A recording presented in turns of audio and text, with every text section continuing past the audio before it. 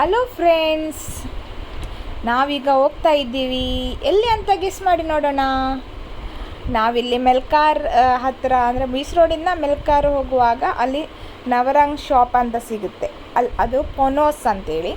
ಅಲ್ಲಿ ನಾವು ಹಲಸಿನ ಹಣ್ಣು ತಿನ್ನಬೇಕಂತ ತುಂಬ ದಿವಸದಿಂದ ನಮಗೆ ಆಸೆ ಆಗಿತ್ತು. ಅದಕ್ಕೆ ನಾವಿಲ್ಲಿ ಬಂದ್ವಿ. ಇಲ್ಲಿ ಏನೆಲ್ಲ ಐಟಮ್ ಇದೆ ಅಂತ ತೋರಿಸ್ತಾ ಇದ್ದೀವಿ ನೋಡಿ.